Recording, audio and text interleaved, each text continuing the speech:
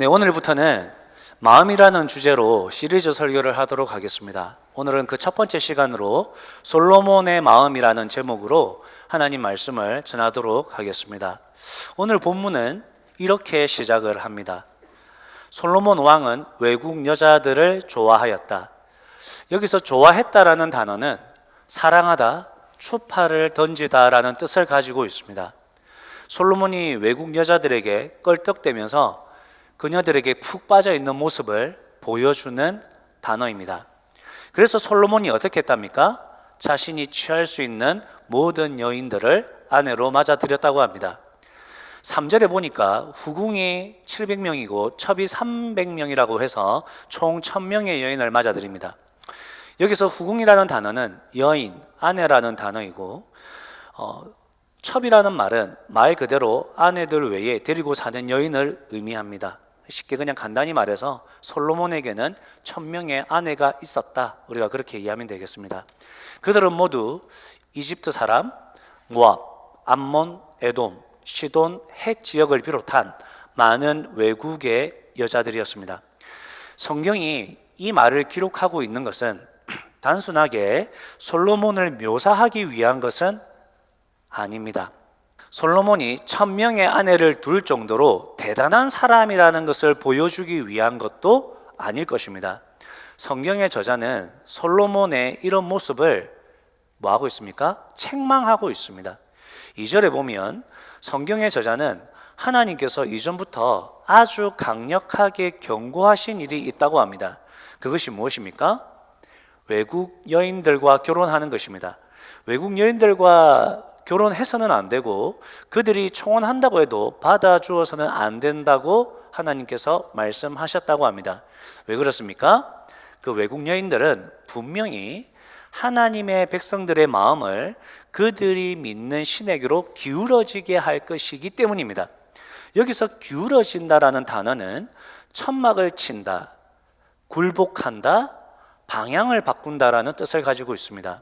정리하면 하나님께서 이렇게 말씀하신 겁니다. 외국 여인들과 결혼하면 그 여인들이 너희들의 마음을 그들이 믿는 신에게로 방향을 바꿀 것이다. 그들이 믿는 신에게로 너희 마음이 천막을 치고 주저앉게 만들 것이다. 그들이 믿는 신에게로 너희 마음이 허리를 굽히고 절을 할 것이다. 그러면 너희와 나 사이는 이제 끝이다. 끝. 그러니 외국 여인들과 결혼하지 마라. 하나님께서는 우리의 마음이 하나님으로부터 떠나는 것을 경고하신 것입니다. 하나님께서는 왜 외국 사람들과 결혼하는 것이 곧 하나님에게서 마음이 떠나는 것이라고 생각하셨습니까? 결혼이라는 것은 배우자가 가진 삶의 습관, 문화, 종교, 가정, 배우자의 모든 것을 받아들이는 것이기 때문입니다. 그런데 하나님을 믿지 않는 세상 사람들의 이 문화와 종교는 어떻습니까? 자극적이죠. 중독성이 강합니다. 우리의 욕망을 자극합니다. 그래서 더 매력적이죠. 탐이 납니다. 겉보기에는 하나님의 것보다 훨씬 더 좋아 보입니다. 하나님께서는 인간의 그 죄악된 본성을 거스르라고 하는데 세상의 신들은 뭐라고 합니까? 너희 죄악된 본능을 가지고 그대로 살아가라. 오히려 자극합니다. 하나님은 사랑할 줄 모르는 우리에게 사랑하라. 절제할 줄 모르는 우리에게 절제해라. 겸손할 줄 모르는 우리에게 겸손해라라고 말씀하시는데 세상의 신들은 뭐라고 합니까? 네가 원하는 것을 해라. 네가 원하면 뭐 한 번에 2명 사귈 수 있지 왜? 네가 사랑하면 남자가 남자를 사랑할 수 있지 왜? 네가 사랑하면 1000명이면 어떻고 3000명이면 어때? 네가 능력이 되는데 뭐. 네가 남에게 피해 주는 것도 아닌데 뭐가 문제냐? 네가 원하는 삶을 살도록 내가 도와줄게. 즐겨라, 가져라, 누려라. 네가 원하는 것을 해라. 그렇게 세상의 신들은 인간이 원하는 것을 모두 다 주려고 합니다. 그리고 한 가지만 가져가죠. 뭘 가져갑니까? 우리의 마음입니다. 우리의 마음. 인간이 볼 때는 세상의 신에게 하나만 주고 그로부터 우리는 원하는 것을 다 받으니까 너무 좋은 거죠. 그러니 하나님을 쉽게 떠나고 세상의 신들에게 달려가는 것입니다. 하나님께서는 이미 그것을 아셨기 때문에 하나님의 백성들에게 하나님을 모르는 외국 사람들과 혼인하지 말라고 경고하신 것입니다. 그런데도 솔로몬은 어떻게 합니까? 외국 여인들을 사랑했으므로 마음을 돌리지 못했다라고 이야기를 하죠. 여기서 돌리다라는 단어는 우리가 지난 수요일 날에 그 말씀을 들었을 때 에녹이 하나님과 동행했다고 할 때 동행하다라는 단어와 같은 단어입니다. 동행하다를 풀어서 어떻게 이야기했습니까? 함께 걷다라고 이야기했습니다. 헬라어로는 기쁘게 하다라는 그 단어를 썼습니다. 이것을 솔로몬에게 대입하면 어떻습니까? 솔로몬은 외국 여인들을 사랑했으므로 하나님께 마음이 떠났고 하나님께 마음이 없으니 하나님과 함께 걷지 않는 것이고 하나님과 함께 걷지 않으니 하나님을 기쁘시게 못하더라. 하나님의 근심이 되었더라. 그렇게 표현할 수 있는 것입니다. 그리고 3절에서는 그 하나님의 염려가 실현되었다 이야기합니다. 솔로몬의 아내들이 솔로몬의 마음을 사로잡았다. 이 사로잡았다라는 단어도 방금 말씀드린 2절에 기울어지게 하다라는 단어와 같은 단어입니다. 방향을 바꾸다, 굴복하다라는 거죠. 솔로몬의 마음은 그의 아내들로 인해서 굴복당했기 때문에 그의 마음은 하나님을 떠나 세상의 신들에게로 마음의 방향을 바꾸었다고 말씀하고 있는 것입니다. 우리는 이렇게 생각할 수도 있죠. 솔로몬 많이 힘들었는갑다. 사는 게 얼마나 힘들었으면 하나님을 잘 섬기다가 저렇게 무너졌을까? 얼마나 힘들었으면 그랬을까? 생각할 수 있지만 솔로몬이 지금 이렇게 무너진 상황이 언제인지를 그 배경이 되는 본문을 한번 찾아보도록 하겠습니다. 열왕기상 10장 14절에서 29절 말씀입니다. 해당 본문의 제목이 있는데 성경에 있는 분들은 그 제목을 뭐라고 해놨습니까?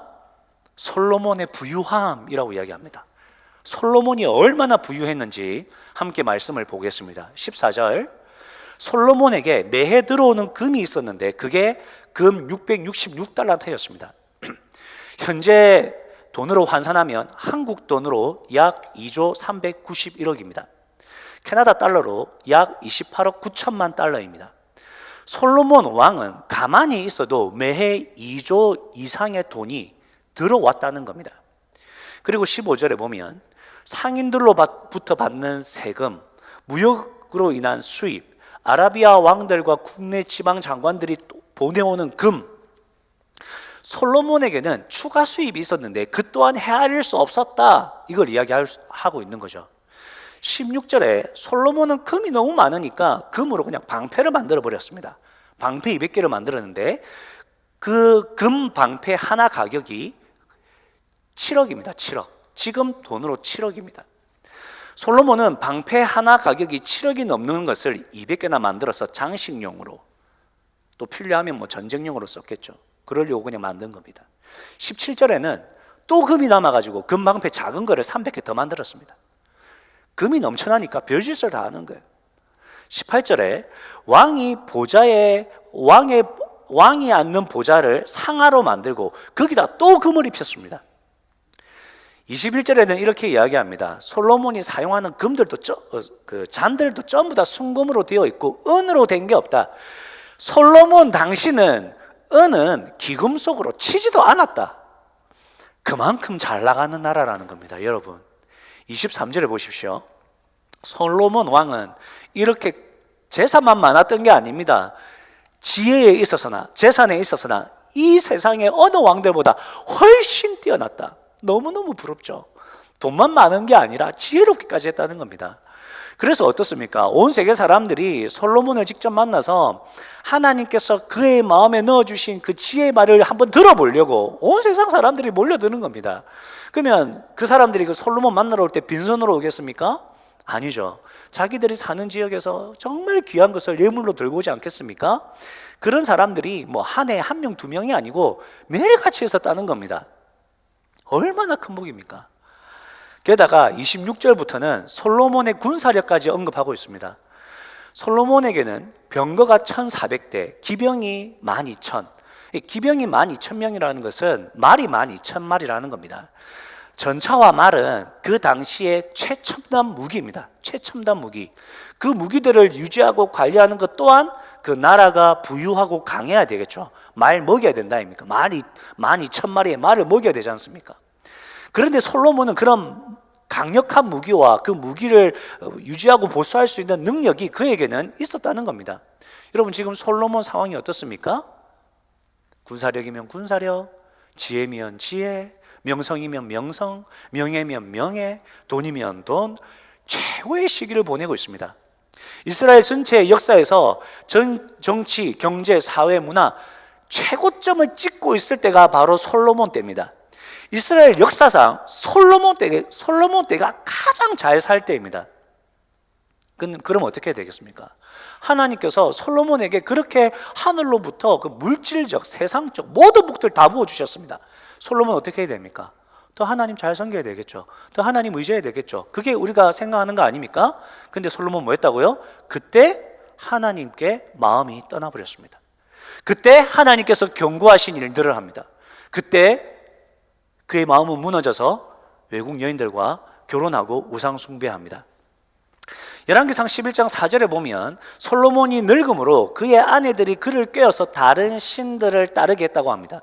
5절에 보니까 그 신들이 누구였다고요? 아까 말한 그 아스타롯, 암몬 지역의 우상으로 있는 밀곰, 모압 지역의 우상으로 있는 그모스, 암몬의 그 혐오스러운 몰렉신. 솔로몬은 그의 외국 아내들이 하자고 하는 대로 이 신들에게 향을 피우고 제사를 드렸습니다. 문제는 이 신들을 섬기는 제사 방식입니다. 여러분, 이 신들 어떻게 제사합니까? 대부분 인신제사입니다. 인신제사.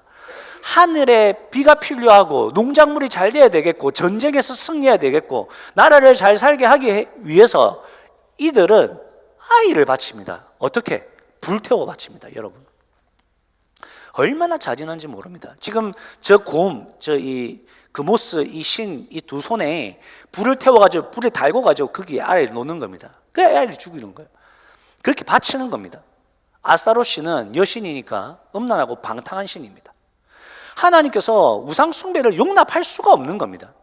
그래서 우상 숭배하면 사형이다라고 이야기를 했습니다. 왜 그랬을까요? 죄는 다른 사람들에게 쉽게 전해지기 때문입니다. 이스라엘 공동체 안에서 절대 우상 숭배하지 말라는 것은 그 우상 숭배죄가 이스라엘 안에서 뭐 돌게 하지 말라는 겁니다. 그 죽여버리겠다는 겁니다. 너무너무 무서운 죄이기 때문에. 그래서 하나님께서 그 이스라엘 백성들에게 주신 명령을 10가지로 요약한 10계명에서 제일 첫 번째 계명이 뭡니까? 하나님 외에 다른 신들을 섬기지 말라는 겁니다. 하나님 외에 다른 신을 네 마음에 두지 말라는 겁니다. 하나님은 우상 숭배를 미워하시고 혐오스러워하시고 견딜 수 없어 하십니다. 그런데 그런 우상 숭배를 솔로몬이 언제 저질렀다고요? 지가 제일 잘 나갈 때, 지가 제일 부자일 때, 지가 제일 형통할 때, 지가 제일 지혜로울 때. 그러자 하나님께서 솔로몬 찾아가십니다. 그래서 설득하십니다. 2번이나 우상 숭배하지 말고 하나님께 돌아오라고. 하나님께서 솔로몬에게 직접 2번이나 손을 내미신 겁니다. 그러나 솔로몬은 하나님의 말씀에 순종하지 않고 계속적으로 우상 숭배의 길을 따라갑니다. 그러자 하나님께서 진노의 잔을 드시죠. 11절에 보면 하나님께서 솔로몬에게 말씀하십니다. 네가 그런 일을 하였기 때문에, 네가 나의 언약을 어기고 내 명령을 지키지 않았기 때문에 내가 반드시 네 왕국을 떼내어서 네 신하에게 주겠다. 그러니까 떼어낸다는 말은 찢어버린다는 말이에요. 여러분, 하나님께서 자기 백성들을 찢으신대요. 뭐 땅을 찢고 백성들을 갈라놓는데요. 하나님 마음이 얼마나 아프시겠어요. 또 솔로몬도 얼마나 고통스럽겠습니까? 그래서 솔로몬 자기만 고통스럽습니까? 그 후손들이 또 그 땅의 백성들이 얼마나 고통스럽겠습니까? 무엇 때문에요? 솔로몬의 마음이 하나님을 떠났기 때문입니다. 여러분, 오늘 말씀에서 2가지로 저는 메시지를 드리고 싶습니다. 첫 번째는 솔로몬을 보면 알 수 있듯이 우리가 정신적으로 육체적으로 더 건강하고 더 형통하고 더 안전할 때, 우리의 삶이 더 평안할 때 우리가 하나님을 더 잘 섬기지 않더라는 겁니다. 우리의 삶이 평안하다고 해서 우리가 하나님을 더 잘 섬기는 것은 아니라는 겁니다. 목사님, 저는 솔로몬과 다릅니다. 제 삶에 고난이 없다면 저는 정말 하나님을 잘 섬길 수 있습니다. 제 상황을 보십시오. 지금은 직장도 없지, 결혼도 못했지, 또 집도 없지, 돈도 없지. 이런 상황에서 제가 어떻게 주일에 봉사하고 목장에 참석할 수 있겠습니까? 한 푼이라도 좀 더 벌어야지. 이런 상황에서 제가 어떻게 목자로 섬길 수 있단 말입니까? 섬김도 여유 있고 상황이 돼야 하는 거지. 그렇게 생각하시는 분들에게 하나님께서 오늘 솔로몬을 보여주시면서 하시는 말씀입니다. 얘야, 그건 상황의 문제가 아니라 마음의 문제야. 얘야, 그건 상황의 문제가 아니고 마음의 문제야.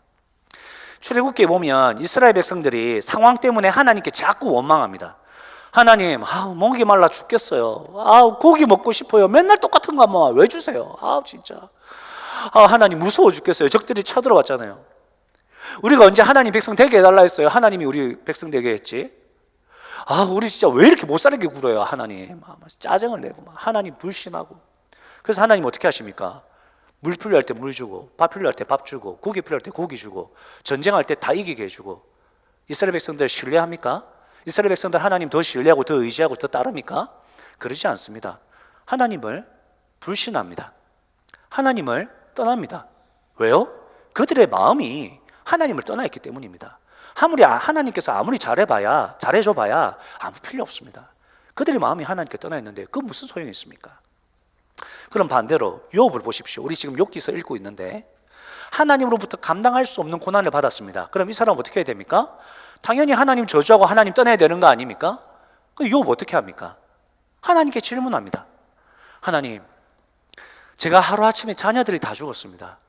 이게 말이 됩니까, 하나님? 하나님, 하루아침에 제 재산이 다 날아갔습니다. 제 사업이 다 무너졌습니다. 하나님, 제가 지금 몸에 병이 들어가지고 죽을 것 같습니다. 저주받은 몸입니다. 근데 이 고난의 이유가 뭡니까? 하나님, 이 상황이 이해가 되지 않습니다. 이 고난의 하나님의 뜻이 뭡니까? 도무지 모르겠습니다.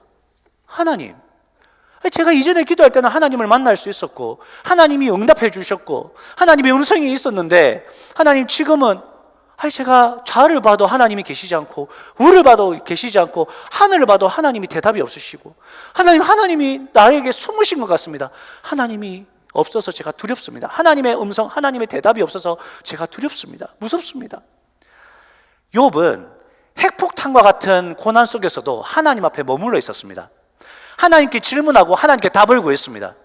욥은 하나님을 원망하고 하나님을 떠나지 않았습니다. 왜요? 욥의 마음은 언제나 하나님께 있었기 때문입니다. 그래서 욥은 자신의 삶을 하나님 안에서 재해석하는데 온 힘을 쏟았습니다. 고난이 있을 때 욥은 자신의 그 고난을 하나님 안에서 재해석하려고 힘을 다했습니다. 온 힘을 쏟았습니다. 하나님께서는 그걸 기뻐 보신 겁니다. 하나님께서는 그걸 귀하게 여기셨습니다. 여러분, 따라서 우리는 이런 질문에 대한 답을 쉽게 할 수 있어야 됩니다. 여러분, 고난 중에 있는 사람들이 하나님을 더 잘 섬기겠습니까? 평안한 중에 있는 사람들이 하나님을 더 잘 섬기겠습니까? 답은 마음을 하나님께 두는 사람이 하나님을 더 의지합니다.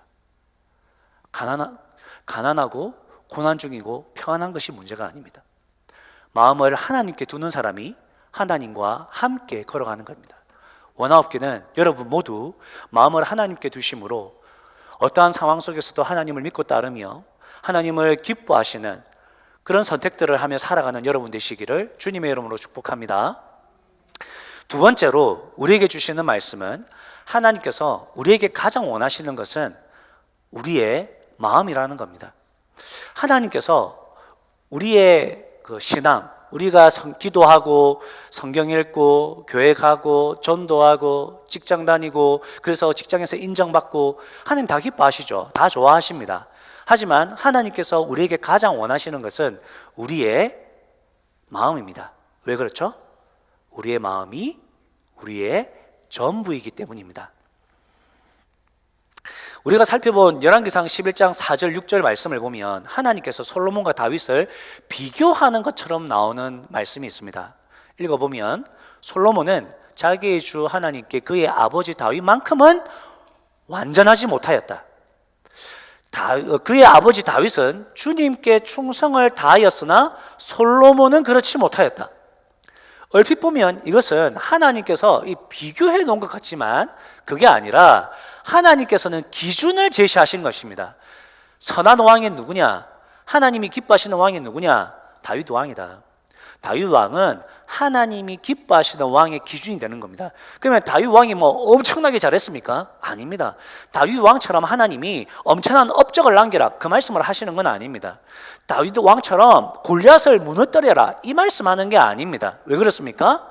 다윗도 엄청나게 잘못을 많이 했습니다. 다윗도 무너질 때가 많았습니다. 여러분도 아시다시피 다윗이 남편이 있는 여자를 범했습니다. 그죠? 그래서 그 여인이 임신을 하니까 그 자기의 부끄러움을 감추기 위해서 그 여인의 남편이자 자신의 충성스러운 부하를 전쟁 제일 앞자리에 보내가지고 그냥 자동적으로 죽어버리게 만듭니다. 자기가 살인한 겁니다. 그러고도 다윗은 눈도 깜짝 안 했습니다. 그런데 그를 하나님께서 왕들의 기준으로 삼으셨습니다. 왜요? 다윗의 마음 때문에. 다윗은 항상 그의 마음이 하나님을 향해 있었습니다. 물론 다윗의 마음이 하나님을 떠나서 무너질 때도 있었지만 그래도 다윗의 마음이 항상 하나님을 향해 있으니까 그 선지자들이 다윗에게 너 하나님 앞에 죄를 지었어, 너 잘못한 거야, 회개해라고 했을 때 저것들 봐라, 죽여버려 이렇게 하지 않고 그 선지자의 말을 다 받아들이고 그가 회개했습니다. 왜죠? 그의 마음이 늘 하나님께 향해 있었기 때문입니다. 시편에 보십시오. 많은 시편이 다윗의 시인데 다양한 상황에서 기록한 시들이 다윗의 시로 많이 제시되고 있습니다. 그 중에 시편 57편 말씀은 다윗이 도망자 신세일 때 기록한 것입니다. 다윗이 사울에게 쫓겨다닐 때 도망자가 되었을 때 매일매일 그 죽음의 위협 앞에서 그가 했던 고백들입니다. 그거 뭐라고 고백했습니까? 7절 나는 마음을 정했습니다. 나는 마음을 확실히 정했습니다. 제가 주님을 찬양하겠습니다. 내가 이렇게 쫓겨다니다가 죽더라도 주님께 감사하고 주님께 노래를 부르며 주님께 찬양하겠습니다. 다윗은 그런 죽음의 위협 속에서도 그의 마음을 확실히 하나님 앞에 정해버렸답니다. 어떻게 해요? 찬양하기로, 영원히 자기의 마음을 하나님께 두기로. 이 말씀은 단지 다윗이 오늘 하루만, 이 순간만 하나님 찬양하기로 이렇게 결단했다는 말이 아닙니다. 앞으로 자기가 어떤 모습일지 모르겠지만, 물론 자기가 이렇게 하나님 앞에 깨어있지 못할 때 마음이 무너져서 실수할 때도 있겠지만, 나는 앞으로 온전히 하나님을 바라보고 온전히 내 마음에 하나님을 두기로 결단했다라는 거죠. 그거는 자기의 삶과 자기의 전 인격을 온전히 하나님께 드리며 살아가겠다는 그런 결단이 되는 것입니다. 하나님께서는 그렇게 다윗처럼 마음을 두는 왕을 원하시는 거예요. 실수하지 않는 왕, 완전한 왕을 하나님이 요구하는 게 아닙니다. 하나님께 마음을 두는 자, 그 자는 곧 하나님께 전부를 두었기 때문에 하나님은 그의 마음을 원하는 거죠. 한 아이가 자기 전에 십계명을 외우고 있었습니다. 아빠가 자기를 재우러 들어왔습니다. 여러분 결혼하시면 외국에는 이런 문화가 있습니다. 저도 많이 했습니다. 여기서 여러분들 이렇게 하실 겁니다.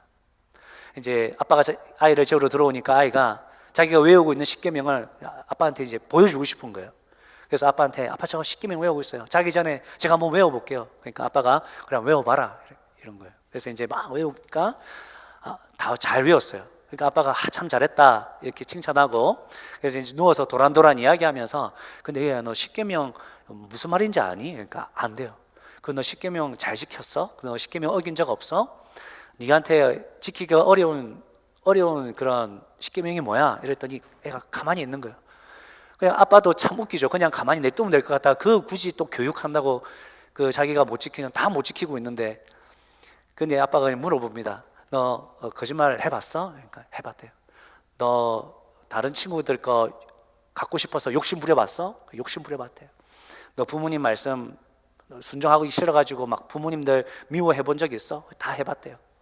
그러다가 얘가 자기가 자꾸 이렇게 쫄리니까 아빠 근데 저는 하나는 꼭 지켰어요. 하나는 진짜 절대 안 지킬 수가 없어요. 그게 뭔데? 1계명이에요. 1계명. 저는 1계명은 절대로 저는 안 지킬 수 없어요. 저는 1계명만큼은 꼭 지키고 살고 있어요. 그러니까 그러냐고. 아빠가 그래 이제 이해해주고 그렇게 이제 아이를 재웠답니다.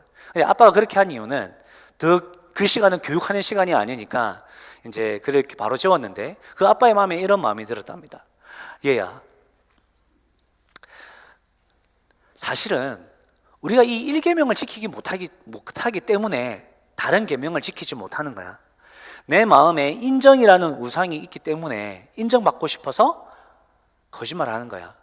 내 마음에 욕심이라는 우상이 있으니까 남의 물건에 욕심을 내는 것이고, 내 마음에 내 생각과 내 뜻이라는 우상이 있으니까 부모님을 거역하는 거야. 얘야, 1계명이 다른 계명의 전부야. 우리 마음에 하나님 아닌 다른 것을 둘 때 그것은 곧 전부를 범한 거나 다름이 없어. 그렇죠, 여러분? 우리가 마음에 두고 있는 것이 우리의 전부입니다. 그래서 하나님께서는 우리의 마음을 원하시는 것이고 동시에 우리의 전부를 기대하는 거죠. 예수님께서도 우리에게 말씀하셨습니다. 너희가 마음을 다하고 목숨을 다하고 뜻을 다하여 주 너의 하나님을 사랑하라. 마음과 목숨과 뜻은 다른 게 아닙니다. 우리의 마음을 다하는 것이 우리의 목숨을 다하는 것이고, 우리의 마음을 다하는 것이 우리의 뜻을 다하는 것이고, 우리의 마음을 다하는 것이 우리의 전부로 우리 하나님을 사랑하는 것입니다. 죄와 사망에서 우리를 구원하시기 위해서 당신의 전부이신 예수 그리스도를 우리에게 내어주신 하나님은 우리의 전부를 받으시기에 합당하신 좋으신 하나님이십니다. 여러분, 그 하나님께 여러분의 마음, 곧 여러분의 전부를 내어드리는 그런 여러분 되지 않으시겠습니까? 여러분, 이 질문에 믿음으로 반응하실 수 있기를 주님의 이름으로 축복합니다. 우리 함께 찬양하겠습니다. 내가 주인 삼은.